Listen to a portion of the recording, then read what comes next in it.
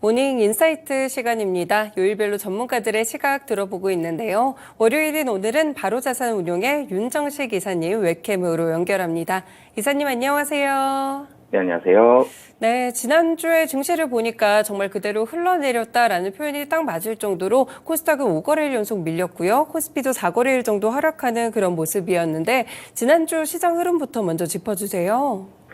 네, 사실 지난주 제가 월요일 날 방송 얘기 말씀을 드릴 때 좋은 흐름으로 시작을 해서 차익 매물이 좀 소화가 될 거다라는 말씀을 드리고, 근데 사실 부정적일 이유가 많지가 않았거든요. 물론 이 경제 지표, 뭐 CPI, PPI와 같은 이런 굵직한 이 경제 지표가 나오기 때문에 관망 심리는 어느 정도 있을 수 있다라는 말씀을 드렸는데, 이렇게 거래소 4거래일 연속 코스닥 5거래일 연속까지 흘러내릴 줄은 몰랐죠. 이 시장이 긴장을 하는 건 사실이었습니다만 이렇게 하루도 못 오를지는 몰랐거든요. 이 시장이 그렇게 나쁜 이유가 있어서라기보다는 너무 관망을 하는 이런 모습들이 시장이 좀 팽배해 있었던 상황이다라고 보시면 되겠습니다. 우선 코스피부터 좀 말씀을 드리면 변동성은 줄어들었습니다. 코스피도 그렇고 코스닥도 그렇고 변동성이 큰 시장은 아니었다는 부분은 맞지만 월요일만 상승을 했고 화수목금 이 4일 연속 좀 하락을 하는 이런 모습을 보여줬고요. 외국인과 기관, 지난주 같은 경우 보면은 외국인의 수급은 대체적으로 매수에 가까운 모습이었고요. 기관의 수급은 대체적으로 매도에 가까운 모습이었는데, 이 지난주를 놓고 보면 외국인은 주 초에는 매수를 하는 모습을 보여주다가 이 월화수 매수를 했죠. 그리고 목요일 날은 거의 보합에 가깝고 중립에 가깝고 금요일 날은 2,475억 원 큰 폭으로 좀 순매도를 하는 모습을 보여줬습니다.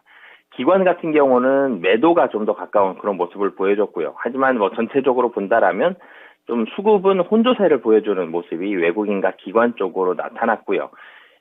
그리고 시장이 좀 한 발짝 떨어져서 관망하는 모습을 보여줬다라는 부분을 수급적으로도 매수와 매도가 혼조됐다, 좀 혼조세를 보여줬다라는 부분으로 알 수도 있지만 거래대금으로도 좀 알 수 있을 것 같습니다. 월, 화, 수, 목, 금 5일 동안 이 10조 원을 한 번도 못 넘었거든요.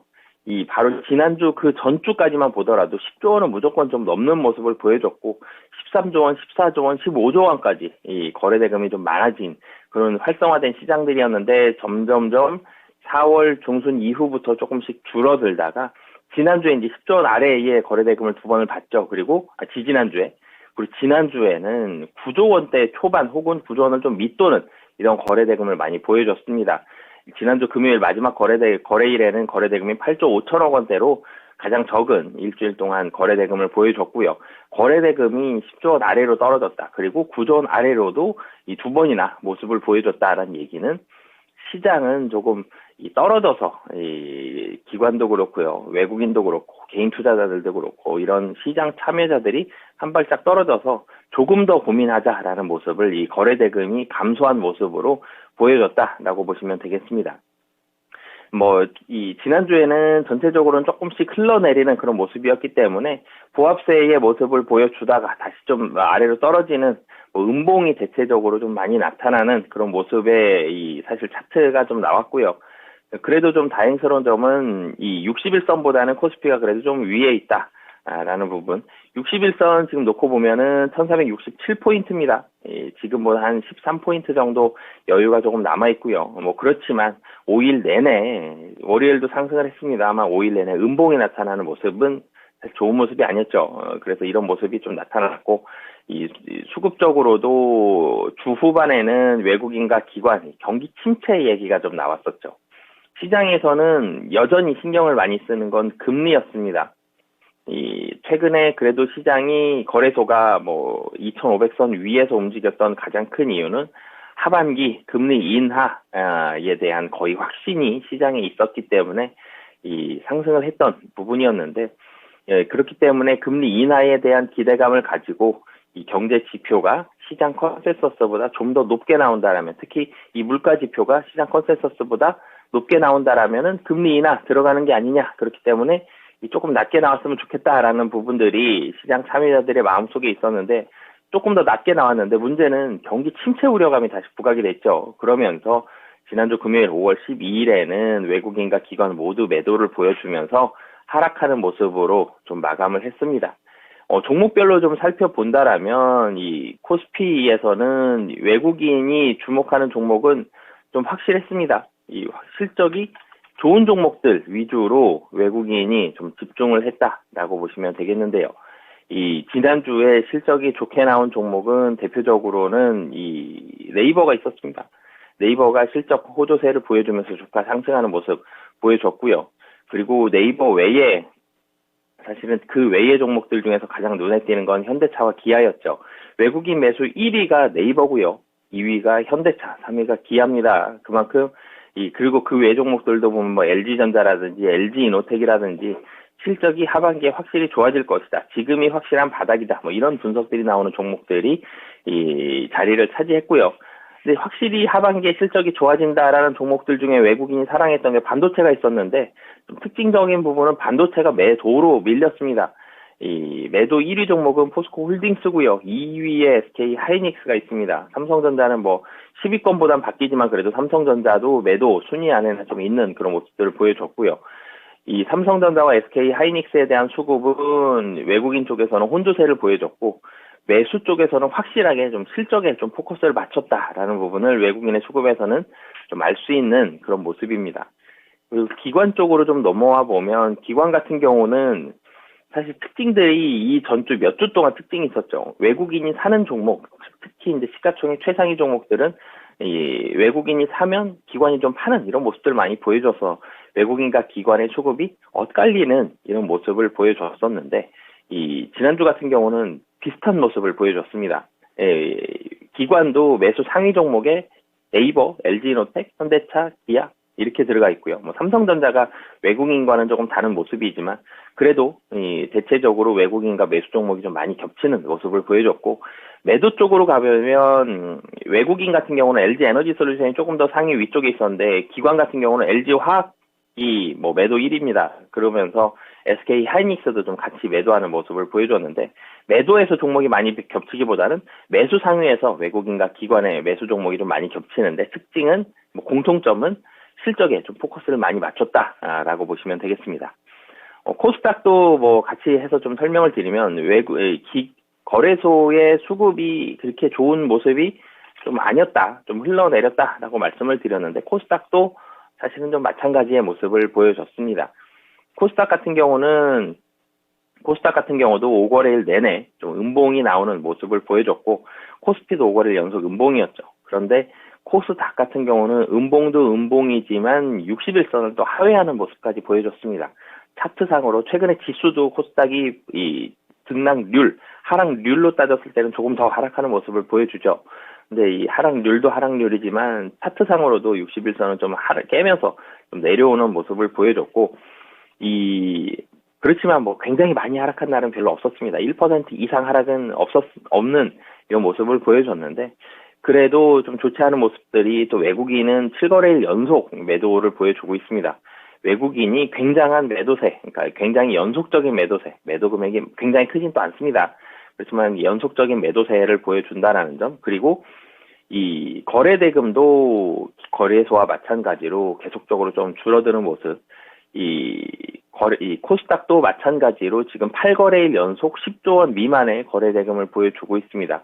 이 거래소와 마찬가지로 지난주 후반에는 9조 원 미만의 거래대금을 보여주면서 시장 참여자들이 마찬가지로 이 개인, 외국인, 기관 할 거 없이 조금 한 발짝 떨어지는 모습들, 경기 침체도 그렇고요, 금리 인하 횟수도 그렇고요, 이런 모습들을 조금 더 시장 흘러가는 거 관찰한 뒤에 접근하겠다라는 모습이 여실히 좀 보여주는 게 코스닥도 마찬가지의 모습을 보여줬고요. 기관은 그래도 조금 낮습니다. 외국인보다는 수급적으로. 기관 같은 경우는 매수세, 주 후반에 특히 목요일과 금요일 금융투자 중심이 돼서 매수세가 들어온다는 점은 그래도 좀 희망적인 부분이다라고 보여지고요.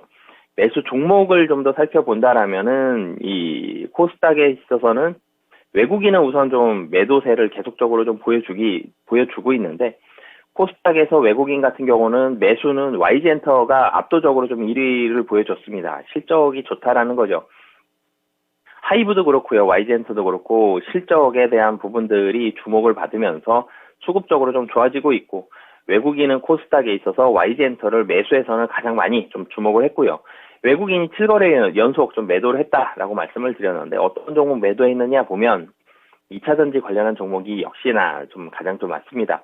이 에코프로도 그렇고요. 뭐 LNF도 그렇고 그리고 그 외에 좀 부품주들 같은 경우도 전체적으로 좀 많이 올랐었던 종목들은 계속적으로 외국인은 코스닥에서는 팔고 있고 실적이 확실하게 좋은 이 YG엔터에 외국인이 주목을 하는 모습을 보여줬습니다. 코스닥 같은 경우 놓고 본다라면은 이 2차전지 종목들은 좀 혼조세를 보여줬고요. 바이오와 일부 부품주들에 좀 주목을 했습니다. 이 가격적으로 좀 매력적이고 실적이 좋다라는 종목들로 좀 선별적으로 기관은 매수세가 들어가고 있는 모습이다라고 보시면 되겠습니다. 네, 국내 시장 먼저 분석을 좀 해주셨는데요. 전반적으로 봤을 때 이제 시장에서 수급적인 부분 2차 전지가 좀 매도가 나오면서 시장이 좀 꺾이지 않았나 이런 생각이 들게 합니다. 그리고 코스피와 코스닥 모두 실적주를 좀 매수하고 또 코스닥에서 차별화된 일부 부품주나 또 제약바이오 종목들의 매수가 들어왔다는 점도 좀 특징인 것 같은데 미국 증시의 흐름은 살짝 어떻게 보셨어요? 네, 사실 미국 증시의 흐름도 국내 증시의 흐름과는 크게 다르진 않았습니다. 금리 인상에 대한 우려는 사실 이제 미국 증시에서 사라졌다라고 보면 되겠고요. 금리 인하를 몇 번 하느냐의 금리에 대해서는 좀 더 포커스를 맞췄고, 그런데 지금 거의 한 2년 동안 시장을 가장 많이 잡았던 게 금리였는데, 지난달부터는 금리를 이기는 게 나왔죠. 경기 침체라는 부분. 경기가 어떻게 되느냐가 금리보다 좀 더 강하게 작용을 하고 있습니다. 그렇기 때문에 금리 인상과 인하 이런 거에 대한 것은 이제는 신경을 조금 덜 쓰셔도 될 것 같고요. 경기에 대한 중요도가 좀 상승을 했습니다. 그런데 지난 주 후반에는 경제 지표가 전체적으로 좀 부진하게 나오면서 경기 침체 우려감이 부각이 되는 모습을 보여줬고요. 이렇게 시장이 미국 증시도 마찬가지로 관망세의 모습이 국내 증시와 마찬가지로 좀 펼쳐지고 있는데요. 시장이 관망세의 모습을 보여질 때, 그리고 좀 시장이 좀 심심할 때는, 사실 이럴 때 좀 많이 말씀을 드리는데, 실적이 굉장히 중요합니다. 안 그래도 실적이 주가에는 가장 중요하게 영향을 미치는데, 단기적으로도, 지금 당장으로도 실적이 가장 중요하게 영향을 미치는 게 시장이 한 발짝 떨어졌을 때거든요. 지금 믿을 수 있는 건 펀더멘털이다. 이런 분석으로밖에 이 시장을 대응할 수 없기 때문에 실적에 대한 중요성, 국내도 그렇고요. 미국 증시 특히나 더 많은 모습을 보여줬고 일부 실적 호조세를 보여주는 종목들로 좀 급등락이 좀 많이 나오는 이런 모습들이 나타났습니다. 은행주에 대한 이 위기는 계속적으로 좀 펼쳐지고 있었고요. 그리고 하락 추세, 국내 증시와 마찬가지로 전체적으로 하락 추세인데 섹터별 차별화가 굉장히 심화가 되는, 이전에는 기술주가 분위기 좋다 그러면 기술주 다 같이 좀 올라가고 경기 민감주가 분위기 좋다 그러면 경기 민감주 다 같이 올라가는데 이제는 같이 섹터로 이렇게 굵직굵직하게 안 묶이죠. 섹터를 좀 세분화해서 실적이 좀 좋게 나오는 종목들이 속해져 있는 그 섹터들만 좀 다 개별적으로 움직이고 그 외의 섹터들은 같이 움직이지는 못하는 섹터별 차별화 현상이 실적에 따라서 좀 심화가 되는 모습이 미국 증시에서 나타났다라고 보시면 되겠습니다. 네, 이렇게 미증시까지 함께 시장에 대한 분석들 들어봤습니다. 살펴보니까 이번 주도 상당히 일정들이 좀 많던데 이사님 좀 몇 가지 소개해 주세요. 네, 우선은 오늘 미국 5월 뉴욕 여는 제조업 지수가 나타납니다. 제가 금리보다는 경기 침체, 경기가 어떻게 되느냐 이런 부분들을 좀 더 주목을 해봐야 된다라고 말씀을 드렸는데 이 뉴욕 연은에 대한 제조업 지수, 유로존 3월 산업생산 나오는데 이거는 사실 중요도는 좀 떨어질 것 같고요. 미국의 뉴욕 연은 제조업 지수는 좀 더 주목해서 보시고, 그리고 오늘 실적 발표하는 국내 기업들 두 회사가 있습니다. JYP와 메리츠금융인데 이 엔터주가 분위기가 괜찮거든요. SM은 좀 하락을 했지만 SM은 개별적으로 좀 이슈가 있었죠. 그렇기 때문에 그런 부분들, 그리고 실적에 있어서 조금 떨어지는 부분이 있었는데 그래도 하이브와 YG가 이 분위기가 좋은 모습이 있는데 JYP가 이 분위기를 이어갈 수 있는지, 그리고 메리츠 금융주들 전체적으로는 지금 미국 시장 때문에 우려감들이 많죠. 근데 메리츠 금융 실적이 좋을 가능성이 매우 좀 높습니다. 그런 부분들 봤을 때 이 금융주들 실적 발표 이후에 국내 금융주들 어떻게 움직이는지 같이 좀 보셨으면 좋겠고요. 그리고 화요일 날 중국에 주목을 해보셨으면 좋겠습니다. 중국 4월 산업 생산과 소매 판매가 나오는데 YOY 기준으로 굉장히 좋거든요. 그러니까 작년이 워낙 좀 안 좋았던 부분들도 있지만 굉장히 크게 상승한다는 부분, 그리고 중국에 대한 분위기가 최근에 좀 좋지 않은데 중국 산업 생산과 소매 판매 좋게 나올 가능성 높은데 좋게 나온 발표 이후에 리오프닝 주들에 대한 움직임들 어떻게 되는지 같이 보셨으면 좋겠고요. 이 수요일 날에는 미국 4월 건축 허가와 주택 착공, 그리고 유로존의 4월 물가 지수가 있는데, 사실 유로존 4월 물가 지수가 7%를 예상합니다. 지난달보다는 조금 더 올라갔을 것으로 보여지는데, 그래도 큰 폭으로 올라가진 않았기 때문에 시장에 미치는 영향력은 좀 낮을 것으로 보여지고요. 그리고 목요일 날 다시 좀 중요한 게 나옵니다. 미국 5월 필라델피아 연준의 경기 전망이 나오는데, 여기에서 또 경기 침체라든지 뭐 이런 얘기들 나오면, 만약에 경기 침체 얘기 나오고 금리 인하에 대한 횟수가 뭐 하반기에 3번 이상이다, 뭐 이렇게 희석시켜주는 발언이 나오면 상관이 없는데, 경기가 좋지 않다, 굉장히 많이 침체되고 있다, 이런 발언만 나온다 그러면 시장 다시 좀 출렁일 수 있기 때문에 목요일 날 미국 5월에 필라델피아 연준 경기 전망까지 좀 관심 있게 보시면 좋을 것 같습니다. 네, 경제 지표들도 상당히 많고요. 결국에는 금리가 어떻게 좌우되게 될지 이와 관련된 밀접한 지표들을 확인해 보시면서 이번 주도 대응을 해보시면 될 것 같습니다. 네, 이사님, 그럼 오늘 포함해서 이번 주에 대한 증시 전망 어떻게 보시나요? 네, 우선은 오늘도 소폭은 좀 하락할 것으로 보여집니다. 미국 시장이 지난 금요일 밤이죠. 좀 하락을 했기 때문에 이 주 초에는 조금 하락할 것으로 보여지는데, 미국에서 나오는 경기 전망, 그리고 제조업 지수, 그리고 중국의 이런 산업 생산과 소매 판매에서 경기가 그렇게 나쁘지는 않다라는 부분들 시장을 좀 보여준다라면 주 초 이후에는 주 중반부터는 조금 좋아질 수는 있습니다. 그렇기 때문에 주 초는 조금 하락, 그 이후에는 경제 지표들 관심 있게 보시면 좋을 것 같고요. 뭐 그렇지만 역시나 가장 중요한 건 실적에 좀 포인트를 맞추셨으면 좋겠습니다. 미국도 그렇고 국내도 그렇고 매수하는 종목은 확실하게 실적 좋은 종목들 위주로 좀 맞추기 때문에 실적 좋은 종목들에 좀 포커스를 맞추셨으면 좋겠고요. 그리고 국내 증시 거래소와 코스닥이 힘이 좀 빠진 이유는 반도체와 2차 전지 종목들이 힘을 아직 못 내고 있다는 부분. 특히 2차 전지 같은 경우는 하락하고 있기 때문에 힘을 좀 못 내고 있는데, 2차 전지 관련주들은 매물을 언제쯤 다 소화를 하고 반등 시기가 언제쯤 오느냐, 이 수급적으로 관심 있게 좀 보셨으면 좋겠고요. 2차 전지는 실적보다는 수급적으로 외국인 혹은 기관이 매수세로 좀 돌아서는 시기가 언제쯤 되느냐, 이 시기가 됐을 때 국내 증시 한번 탄력을 받을 가능성이 높고, 반도체 같은 경우도 수급적으로 좀 돌아서야 되는데, 반도체는 수급이 돌아서기 전에 확실히 필요한 게 있죠. 3분기에 돌아서느냐, 반도체 가격이 4분기에 돌아서느냐, 반도체에 있어서는 실적, 그러니까 반도체 가격이 언제 반등하는지를 확인을 해보셨으면 좋겠습니다. 그리고 미국 증시 같은 경우는 이 금리 인하에 대해서는 시장이 많이 주목을 하고 있습니다. 3번이냐, 4번이냐, 2번이냐, 이런 부분들 주목을 하고 있다라는 점 계속 염두를 해주셨으면 좋겠고요. 이 금리 인하에 대한 부분들, 그리고 지표에 대한 부분들이 어느 정도만 선방이 된다라면 다시 한번 기술주 중심으로 상승 가능한 시장이 펼쳐질 가능성이 높다라고 보시면 되겠습니다. 네, 국내 시장에서는 2차 전지 수급과 반도체 종목들 실적의 반등 시기 체크를 해보시는 게 좋을 것 같고요. 미증시는 기술주 중심으로 상승을 예상해 주셨습니다. 이사님, 오늘 말씀 잘 들었습니다. 고맙습니다. 네, 감사합니다. 네, 이렇게 모닝 인사이트 시간 바로자산운용의 윤정식 이사와 함께했습니다. 네, 지난주도 사실 주식시장에서 좀 투자 심리가 많이 꺾인다 이런 점들을 많이 느끼셨을 것 같아요. 피부로 와닿으셨을 것 같은데, 사실 이번 주는 이슈에 의한 변동성 장세라든지 박스권 정도가 전망이 되고 있습니다. 정치적인, 외교적인 또 이벤트 그리고 실적까지 살펴보시면서 이번 주도 투자 전략 잘 짜보시길 바라겠습니다. 지금까지 다양한 투자 판단에 도움이 되는 말씀들 전해드렸는데요. 하지만 특정 종목의 상승과 하락을 보장하지는 않는다는 점 기억해주세요. 오늘 첫날부터 투자 잘하시길 바라겠습니다. 모닝쇼 여기서 마칩니다. 고맙습니다.